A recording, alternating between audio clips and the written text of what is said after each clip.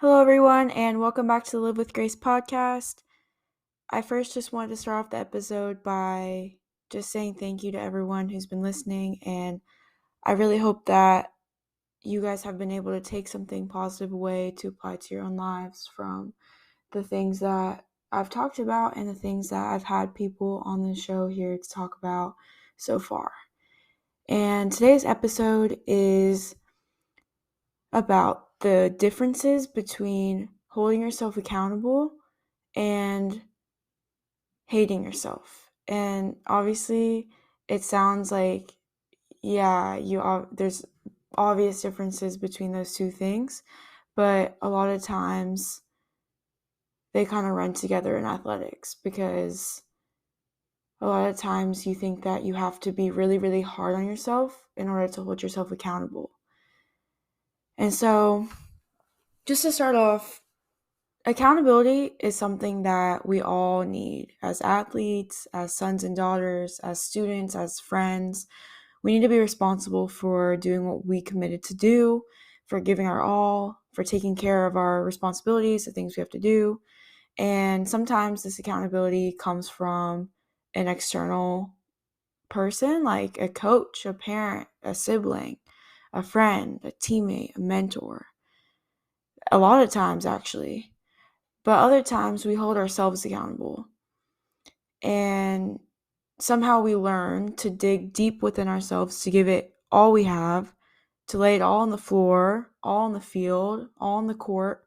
And sometimes it's our own inner dialogue that motivates us to do that one extra rep or stay that one extra hour, go to the gym when nobody's there, run that last sprint hard, just that extra bit. We need this accountability, and it builds our self-esteem, and it helps us build trust in ourselves. However, when taken to an extreme, the feedback we give ourselves can actually tear us apart from the inside.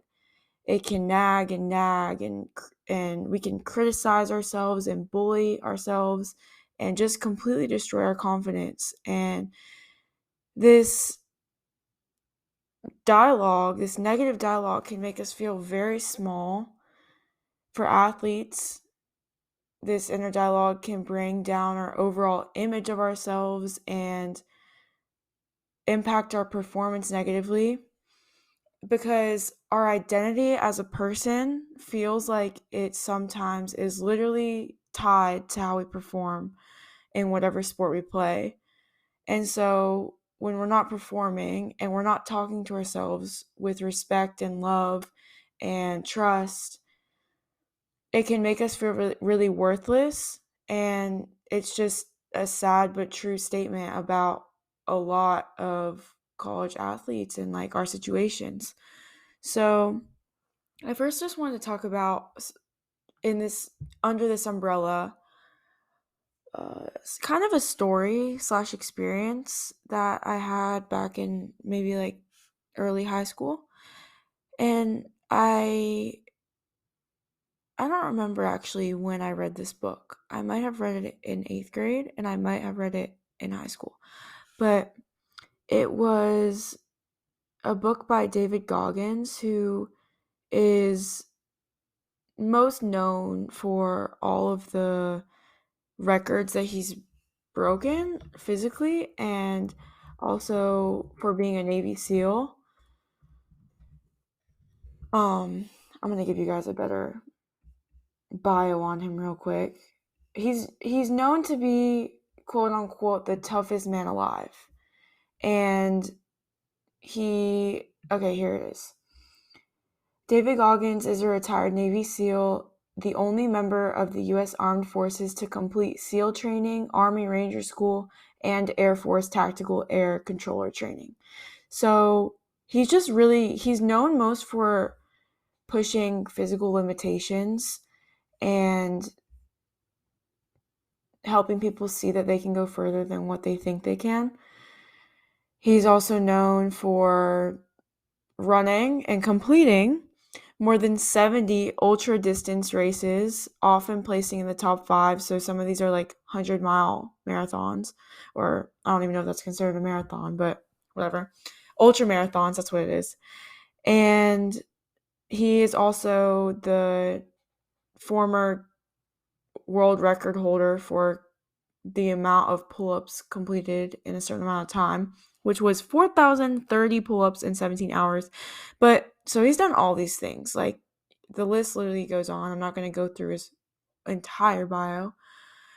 But anyways, he wrote a book, and it's meant to help you see what he could accomplish and help you rewire your own thinking and your own thought patterns to become tougher mentally and physically, spiritually.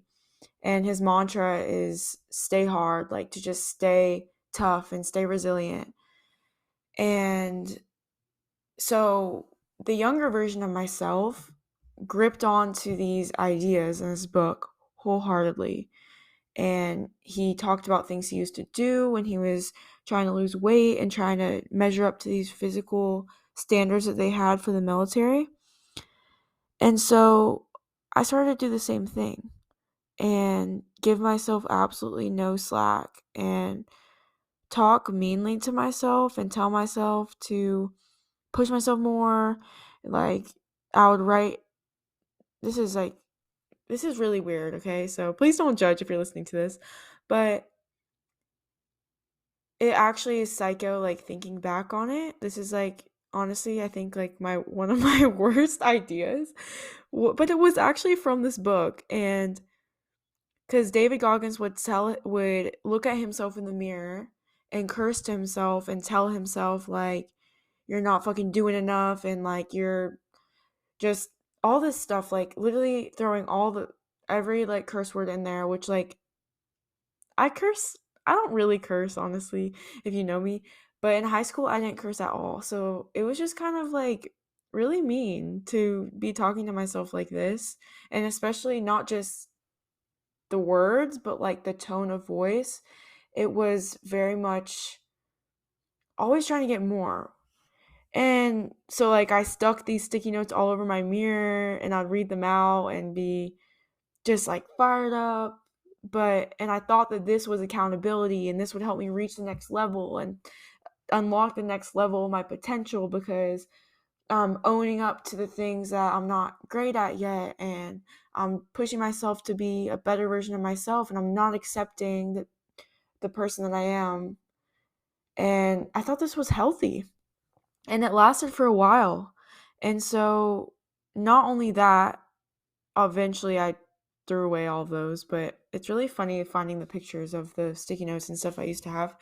But anyways, not only that, all of those uh whatever words and habits that I built from reading that book, but also my natural critical tendencies weren't going anywhere either. I always, since I was really young, expected really high I always really had high standards for myself, and I always aimed to be perfect. And even though perfect is like a facade, it I was just never satisfied with what I did. Like, I remember I might have already talked about this in my last podcast, but even coming off of wins in high school or middle school, or when I was really young, playing a basketball game and winning, and then just being really upset after the game, thinking about all the things I did wrong and all the things I needed to get better at, and not really having any sense of being proud of myself at all. And so that's the toxic side of this mindset. The one that Goggins doesn't really talk about in his book is that I never really gave myself credit. I never gave myself grace to mess up, and I never poured into myself with love. I always poured into myself with words of, like, quote unquote accountability, words of trying to push myself to be better, but I never was proud of any progress I had made. I always saw these big mountains ahead and pictured, oh, this is where I want to be, and this is where I should be, and this is where I ought to be able to go where I want to go with this sport, or even in any other ventures in my life, in school too. But in this process, I was never actually appreciating where I was. And so the toughness and the no slack mindset is good in many aspects because it yields discipline and hard work and a relentless drive and motivation. And it's something that's actually praised and I don't know another good word to use, but praised for many athletes to have. And it's something people are really taught to embrace, to always push yourself to be better and work hard and always do more and look at always the things that you need to improve, and you can always get better and never be satisfied and this and that. That's a mindset that's praised, and it's so good in so many areas. And I without that mindset, I definitely wouldn't be the athlete I am now. I don't think any athlete would. But it can't be a 24/7 thing, because when you get caught up in that and you don't have any words of love, positivity, respect, pride for yourself and the progress you've made, then you can't ever, I guess, enjoy the place where you are and enjoy the, like, I guess the cliche is to enjoy the process. And just I feel like you would get to, I'm not at the end of the road, so I don't know, but you get to the end of the road and then it's like regret, because that whole process you never took the time to appreciate. And even once you get what you want, I don't know if it is as enjoyable as if you acknowledged your hard work and the progress you've made along the way.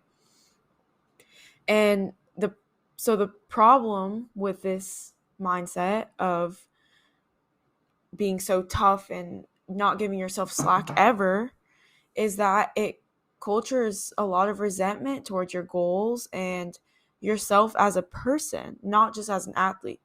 And it creates all of these destructive thoughts, and usually with these thoughts, negative performance follows. And then you have more negative thoughts, and then your confidence goes down, and then you have more negative performances, and it just keeps spiraling down negatively. And so what I've found within the last year is that the only way to truly detach yourself from negative self-talk and this mindset that can be toxic is to develop a really deep sense of self-love and self-awareness that's unaffected by any external factors. And this is something that I talked about in one of my earlier podcast episodes, but it deserves to be talked about again. And it goes hand in hand with this debate, or I guess comparison between self-hatred and accountability. And so by being grounded in love and positivity towards yourself that's unconditional, it means being able to say, if I make a mistake, if I mess up, if I don't measure up, if I don't perform how I believe I'm supposed to perform, I still love myself. I'm still proud of myself for having the courage to try and to give my best. And I'm still proud of myself for having the strength and the courage to get back up, even after I get hurt, even after I'm embarrassed, even after I mess up or don't do the things that I expect of myself, or just, make a mistake. And so the way to develop this type of love and awareness and respect for yourself, in my opinion, is by doing 5 main things. And these are in no particular order, but I do think that they all have really a lot of importance. I guess that's really saying the same thing. But anyways, the first one is listening to your gut.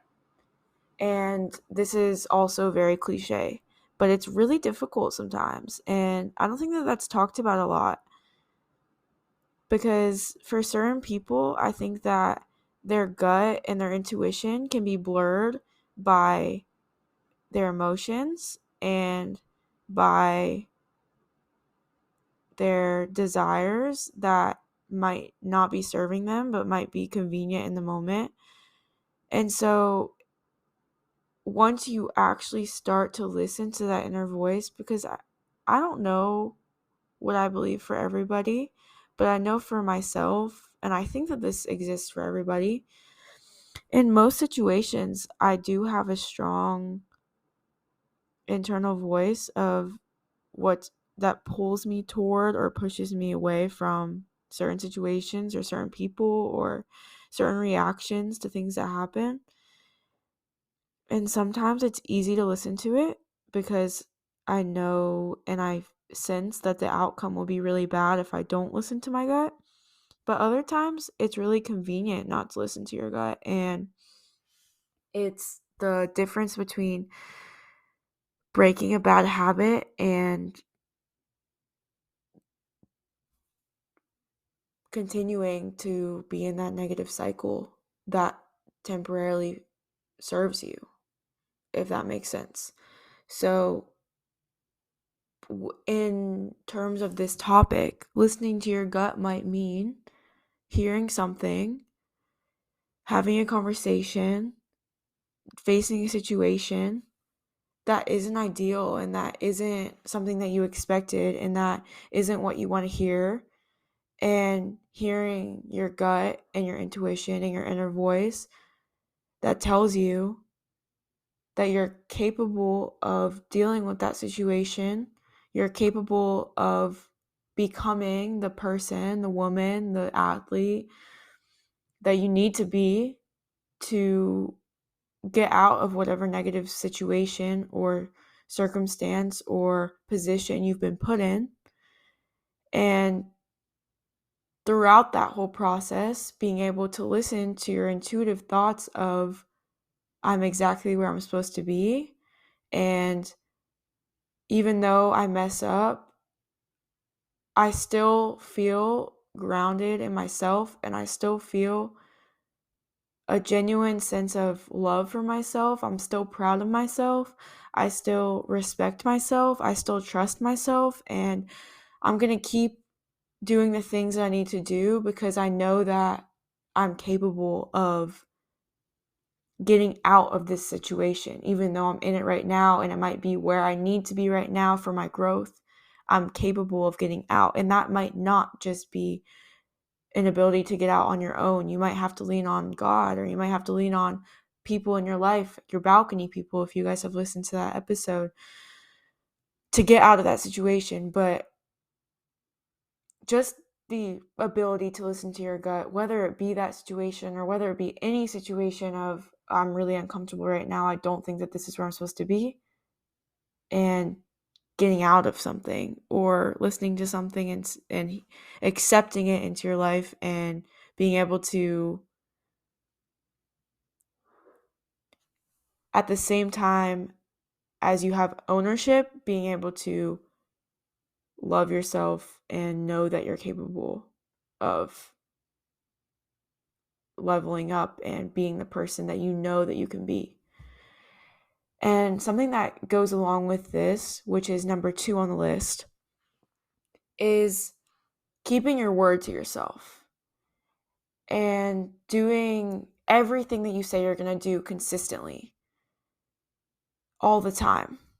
I'm going to go to the store today and I'm going to cook myself a nice dinner because I deserve to feed my body good food and my body deserves to be able to recover and be nurtured and nourished by this food. And that sounds really cheesy, but it's true. Like, that's just a very small example.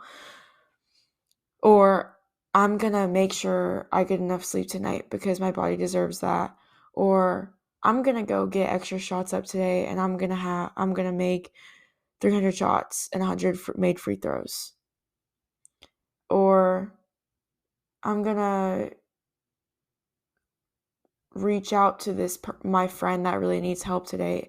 And just being able to say, I'm going to do this, or being able to either tell that to yourself, tell that to a person in your life, tell that to a friend, and always following up builds an extreme sense of respect for yourself. Because I know so many people that they say that they're going to do something and they don't do it. And that's how it feels. You know how it feels when people say that? It feels kind of like, well, they didn't really respect or value that commitment that much. And so when you look at that, at the commitments you make to yourself by not following up on something you told yourself you're going to do, it's saying that I don't value myself enough. I don't respect myself enough to do the things I say that I'm going to do. So that keeping your word to yourself and listening to your gut go hand in hand, but they're both extremely important for building this love and respect and awareness for yourself that can ground you when things get tough. The third one is allowing yourself to express who you are truly more and more. So this might mean allowing yourself the grace to do things that you might have been embarrassed to do previously.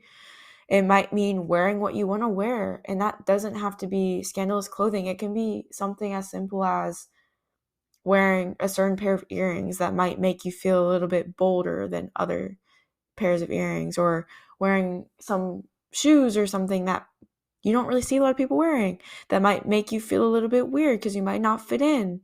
But being able to do this consistently again and allowing yourself to just be who you are without shame and without having to worry about what this person or that person is going to think about what I'm doing. So I said an example in close, but it can really mean anything. Just allowing yourself to say the weird joke that comes into your head, or allowing yourself to speak your truth to somebody who you might usually stay silent around because you feel uncomfortable saying how you truly feel. That's another way. And there's so many other ways that you can express yourself, but those are just some small examples. And I think that also goes along with listening to your gut. Sometimes with the clothes thing again, I'll be like, oh, I kind of want to wear this. And then my uh I guess past thoughts, or I don't even know, my head will be like, no, like nobody else is going to be wearing that. And then just the ability to say wear it anyway. And I don't know, it parallels so many other things in life, but it's something that you can do to help you feel more love for yourself and feel more grounded in who you are. The fourth thing, going along with that again, all of these kind of blend together, but saying no to things that don't sit right with your heart or your spirit, and saying yes to things that give you genuine joy. And whether that be relating to sports, relating to friendships, relating to relationships, relating to your social life, really any commitments that are draining and make you feel unlike yourself, being able to say no and protecting your peace and protecting your heart from those things. And at the same time, on the other hand, welcoming all the people and all the habits and all the things that give you energy, that give you peace, that give you clarity, that make you feel loved. Saying yes to friends and balcony people and the people that support you and people that in places that make you feel peaceful, and just putting yourself in the situations that allow you to be able to express your natural self most freely or most easily. I definitely didn't say that right, but easily. And the fifth thing is genuinely taking care of yourself and protecting yourself from things that you know that won't be good for you, whether that be mentally, spiritually, physically. This might be being on social media or following negative things on social media. This might mean giving yourself a little bit of extra time to take a shower, or do your morning routine or your night routine, or again eating foods that help your body function during the day, and getting enough sleep and doing those things. And I'm working on these things. Obviously, I definitely need to be getting more sleep as I'm recording this at literally 1 a.m.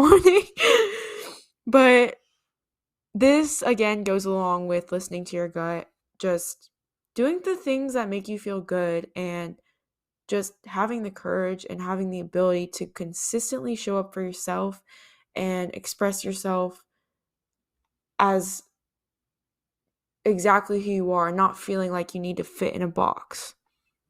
And so when you embody these 5 things into your everyday life, listening to your gut, keeping your word to yourself, allowing yourself to express who you are, saying no and saying yes, and taking care of yourself, you face things in your athletic career and you hear words like, I love you, I trust you, I believe in you, you got this, let's go, we could do this, inside your head, instead of, I hate myself, I'm so slow, I'm so dumb, I can't do this, can't do that, or other words or other, things you might say that degrade yourself. And instead of classifying yourself as a failure, you might just instead be, oh, I didn't perform as well as I might have wanted to, but I'm just gonna try to improve these 3 things, or I'm just gonna focus on this for next practice and move on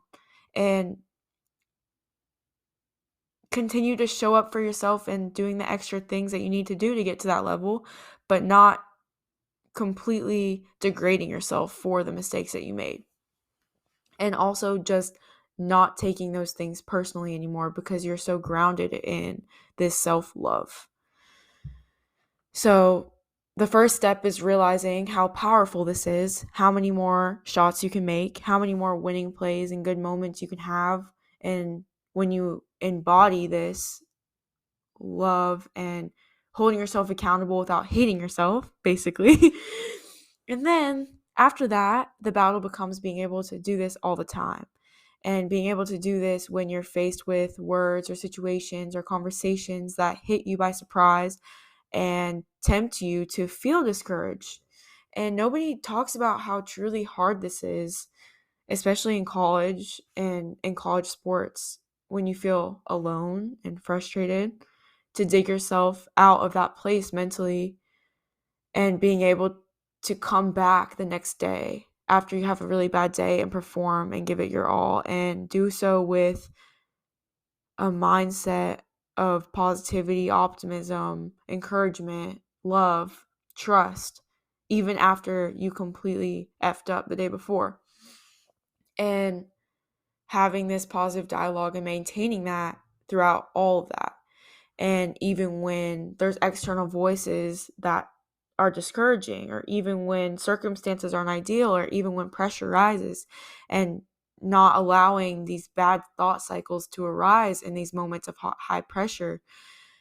So it's really our ability to continue to talk to ourselves with love and belief and encouragement and trust and faith and all these positive qualities that allows us to separate ourselves from our past and allows us to perform up to our potential in the present and in the future. So overall, I hope that this helps you kind of in your own life differentiate between holding yourself accountable and degrading yourself. And I hope that you guys can take some of these things that I talked about and use it to help you as an athlete. And thank you all for taking the time to listen. And stay tuned for another episode on the Live with Grace podcast.